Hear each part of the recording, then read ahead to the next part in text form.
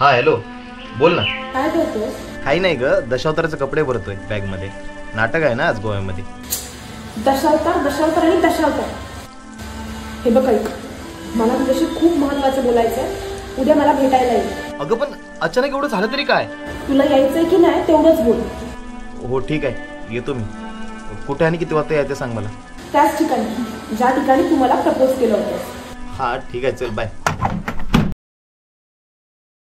Hello, कुठे आहेस? आले 5 मिनिटात. काय झालं, एवढी रागात कशाला? हे बघ, मी सरळ मुद्द्याच बोलते.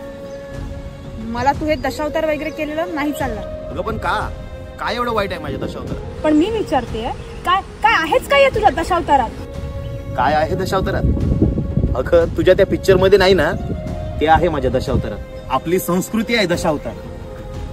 अगं मोलमजुरी करून जगणारा एखादा सामान्य माणूस रंग तोंडाला लागल्यावर एखाद्या राजासारखं जीवन जगतो. अगं त्या लोकांच्या शिट्ट्या, त्या लोकांच्या टाळ्यांचा कडकडाट, अजून अजून काय हवं एखाद्या कलाकाराला? लोकांच्या टाळ्या शिट्ट्या याने तुझं पोट भरतं आणि असंच तू माझं पोट भरणार आहे? अगं पण माझं ऐकून तरी घे. मला तुझं काहीच ऐकायचं नाही. मी तुला आता एवढंच विचारते, तुला मी हवी आहे की तुझं ते दशावतार? हे बघ, काही उगाच बाकी काही नकोय.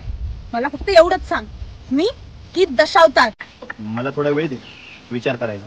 ठीक आहे, हवा तेवढा वेळ घे, पण तर मात्र विचार करून दे.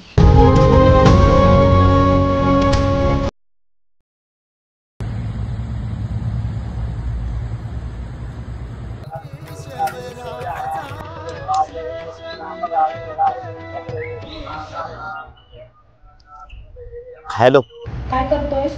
काही नाही ग, नाटकाला जातोय. शेवटी तुला जे हवं होतं तेच तू केलंस, हो ना?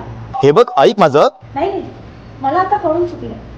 तुला माझ्यापेक्षा जास्त तुझं ते दशावतारच प्रिय आहे. तू माझं ऐकशील का? अगं दशावतार म्हणजे फक्त नाटक नाही आहे ग. दशावतार म्हणजे आमचा श्वास आहे. दशावतार म्हणजे आमचे आई बाबा आहेत ग.